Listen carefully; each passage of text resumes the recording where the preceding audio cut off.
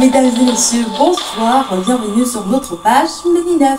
Je vais résumer l'intégralité de l'actualité de la semaine. Nous débutons cette mise à jour d'actualité avec le concours de Miss Comores 2023 qui s'est tenu à Lyon le 28 mai dernier.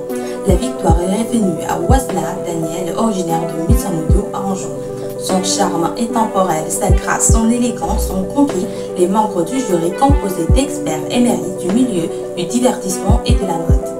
Dans la même journée, un appel de mobilisation de la jeunesse de Mbéni pour aider Monsieur Youssoufa Rachadi à retrouver la santé a été lancé. Ce dernier a été victime d'un accident qui a endommagé sa colonne vertébrale.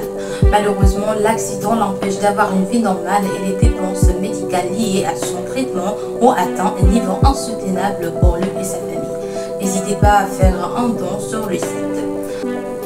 Troisième information de cette semaine, insolite mais vrai, le ministre de la Justice comorienne, Jay Chamfi, a édicté un arrêté ministériel le mardi 30 mai en vertu duquel il est désormais impératif de prêcher en langue arabe depuis l'estrade de la mosquée lors de la prière hebdomadaire du vendredi ainsi que lors des 2 Eid annuels. Dans la surprise totale, l'usage de la langue comorienne, qui est pourtant l'expression de notre identité culturelle en tant que Comorien, est désormais prohibée. Quatrième actualité de cette semaine, il a été annoncé mardi que les 10 responsables du groupe Mabedja du village de Bouni se sont rendus à la gendarmerie de Moroni après 3 jours de traque des gendarmes sans succès.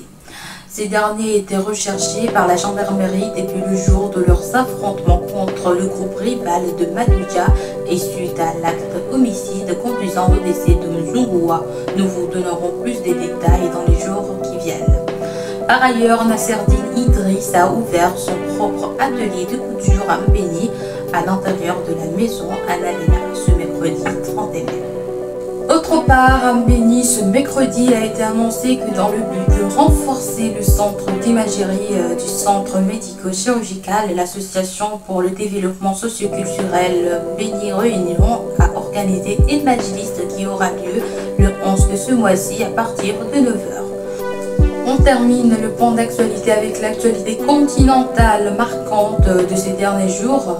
L'Afrique est actuellement en proie à une tension accrue, notamment au Sénégal, où les événements ont été déclenchés par la condamnation le 1er juin dernier d'Ousmane Sonko, principal opposant de l'actuel président Macky Sall et candidat à l'élection présidentielle de 2024 à une peine de prison ferme.